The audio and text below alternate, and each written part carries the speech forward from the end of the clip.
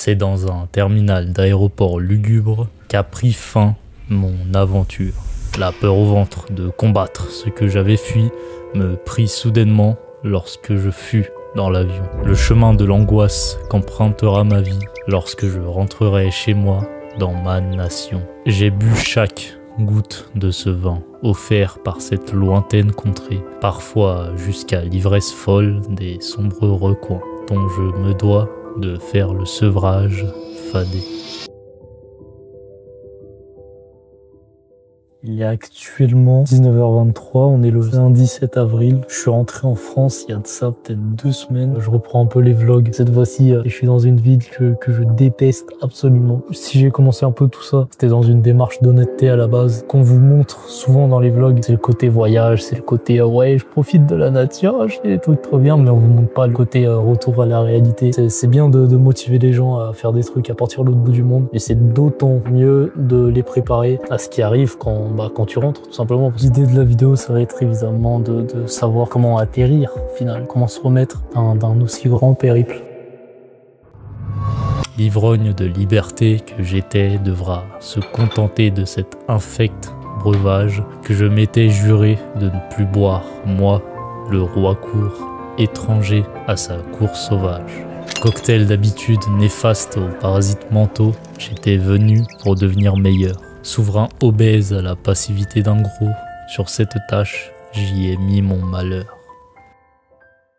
Je m'étais brièvement présenté dans la vidéo J'arrête de fuir, mais en gros, qui suis-je? Je m'appelle Benjamin, j'ai 21 ans. Dans la vidéo justement que je mentionne, la raison de mon voyage en gros, c'était je voulais fuir un peu une boucle, la matrice. À la fois il y avait de ça, je vais pas me mentir, mais la principale raison, parce qu'il faut être honnête, depuis le lycée je suis un peu dans cet état, alors je peux pas parler de dépression vu que c'est quand même une maladie qui est grave, faut pas rigoler avec ça. Disons que les gens qui m'ont fréquenté à cette période savaient que c'était pas très drôle de traîner avec moi. C'était en majorité ça que je cherchais à échapper et ça a marché. Au moins pendant le voyage en Thaïlande, j'ai eu des périodes où j'étais très bas moralement pendant ce voyage. Force est de constater que j'étais moins dans cet état zombifié et j'étais assez heureux, ça se voit dans les rushs. Je faisais des trucs, parfois j'avais des routines, parfois j'en avais pas. Je vivais, voilà. C'est ça que je peux dire, j'étais en vie. Mais le truc, c'est que j'avais concrètement pas affronté les raisons qui faisaient que quand j'étais en France, j'étais dans cet état. Et ça fait que du coup, à mon retour, je me suis pris un mur dans la gueule. Le mur, c'était juste tout ce que je n'avais pas affronté en essayant de fuir justement tous ces trucs sur lesquels je n'avais pas fait le point qui ont fait vraiment que du coup à mon retour en France, au lieu de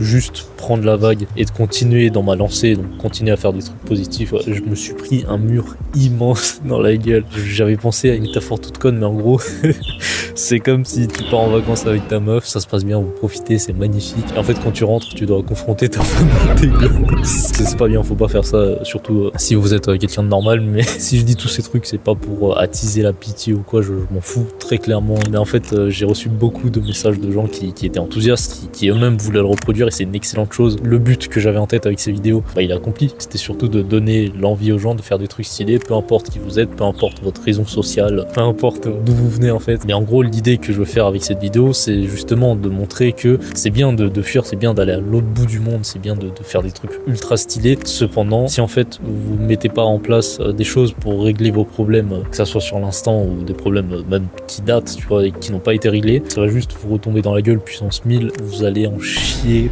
très concrètement. Je m'adresse généralement à un public de gens qui sont assez jeunes, hein. Enfin bon, je sais qu'il y a ma grand-mère qui regarde et bisous mamie, je t'aime, mais on est dans une période où c'est primordial en fait de régler tout ça, de régler tous ces trucs qu'on a eu pendant l'enfance, pendant le lycée ou quoi. Et bon, c'est facile de dire ça parce que moi en soi j'en ai pas eu, tu vois, moi j'ai toujours grandi dans un cadre familial qui était assez stable, voilà, hein, j'ai dit ça pour pas me faire virer de chez moi, mais c'est vrai. Et on est dans une période où c'est crucial de faire ces réparations, ce auto-healing. Il y en a peut-être parmi vous qui veulent des gosses, il y en a peut-être qui ont des grands projets, ça soit entrepreneurial, même familiaux ou même humains, tu vois. Si vous voulez les réussir, faut aussi faire une introspection de soi-même, savoir où est-ce qu'on en est dans la vie, savoir se soigner. C'est des choses qui nous dépassent parfois, et si quand elles nous tombent dessus, juste nous smash la gueule, hein. Très clairement, c'est en regardant un Reels que j'étais tombé un peu sur cette phrase qui m'avait marqué. Alors je vais pas la réciter exactement, mais l'idée c'était en gros de dire que l'herbe elle est pas forcément plus verte ailleurs, surtout si en fait t'as pas arrosé ton propre jardin. Je pense que c'est à méditer, voilà.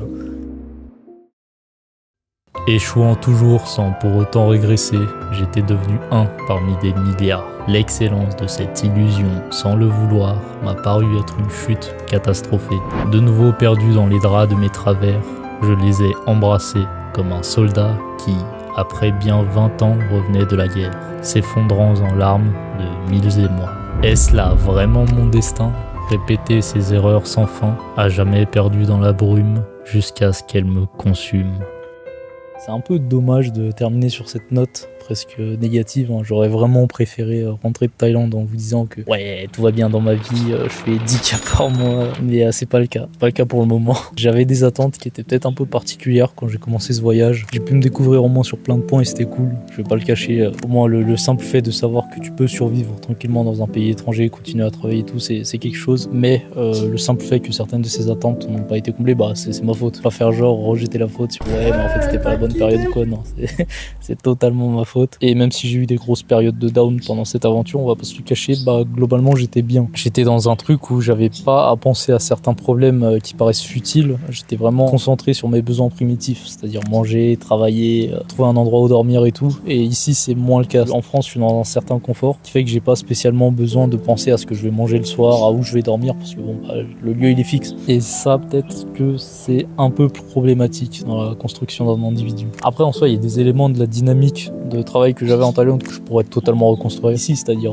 me lever, aller à l'espace de coworking et tout et faire ce genre de choses, mais la plus grande frayeur que j'ai pour ce truc là c'est que ça n'avait pas la même saveur, c'est-à-dire qu'en Thaïlande bah, au moins le cadre de vie déjà il était très différent, c'était quand même un truc aussi de se dire que j'étais dans un pays qui était à l'autre bout du monde, que chaque jour en fait je sortais dehors et tu vois j'étais dans un environnement qui n'était pas celui dans lequel j'ai évolué. Il y avait ce truc un peu excitant que je retrouve pas trop ici. Et aussi le deuxième point ça serait que bah disons que j'aurais peur de ressentir cette reprise de routine comme du métro, boulot, dodo, dans le sens ouais je me lève, je prends les transports en commun, je vais au bureau, le soir je rentre, je dors et après le lendemain je refais pareil. C'est ça qui me fait un peu peur d'au final avoir une routine qui par le simple fait n'est pas appliquée dans le même environnement me tire plus vers le haut que vers le bas. Ça serait un peu comme retourner sur le chemin de l'aliénation que bah justement j'ai décidé de quitter en choisissant le fait d'être freelance. Encore une fois je dis pas tous ces trucs là pour attiser votre pitié, hein, très sincèrement c'est pas l'objectif, je le fais tout simplement dans le but d'être purement honnête, que ça soit vis-à-vis de vous ou même vis-à-vis de moi-même. Il y a des tas de gens qui étaient investis dans mon parcours, parfois plus que moi-même, et des gens qui ont suivi, que ce soit les trames narratives de mes vidéos, qui ont suivi mes vidéos de A à Z. Je me verrais mal genre juste revenir et leur dire que bah ouais ça y est tout va bien en fait, alors que pas du tout. Le but de ces vlogs en Thaïlande c'était pas simplement juste de vlogger pour vous montrer des pays étrangers, mais surtout pour vous montrer en fait l'évolution d'un individu dans un milieu auquel il est totalement étranger. Et justement le retour à la case départ, donc ce retour, ce grand mur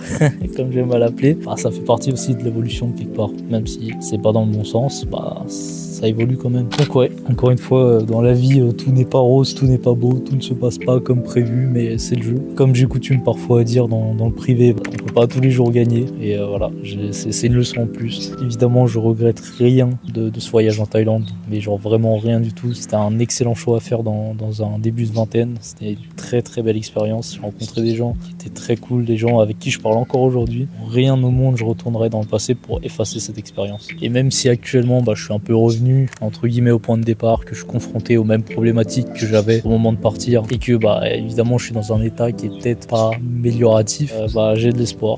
Ça, ce genre de choses, ça se règle en lisant des livres, en profitant de la vie, en s'occupant l'esprit, en ayant des objectifs, c'est important. Je sais que c'est un peu compliqué, c'est peut-être un peu bizarre de dire ça comme ça, surtout là maintenant.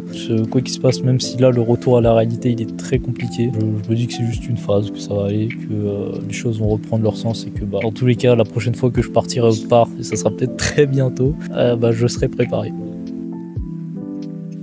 Du coup, bah voilà, vous venez de regarder mon vlog épilogue de toute cette aventure en Thaïlande. J'espère qu'il vous aura plu. C'était une vidéo qui était pas évidente à faire, pas évidente à tourner surtout. Mais voilà, c'est fait. Ce que j'avais à dire a été dit. J'espère que cette vidéo vous aura plu et j'espère qu'elle vous plaira assez pour que vous puissiez la partager, aimer, mettre votre avis. N'hésitez pas à commenter ce que vous avez pensé, que ce soit de mon discours ou du voyage en Thaïlande ou de plein de choses. La barre de commentaires, elle est là pour ça. Moi, dans tous les cas, je vais peut-être continuer ce genre de vidéo. J'avais besoin de mettre des mots sur ce genre d'émotions que tu peux ressentir. C'est chose faite. Donc je vous souhaite une excellente journée, une excellente soirée ou une excellente après-midi et je vous dis probablement à très bientôt.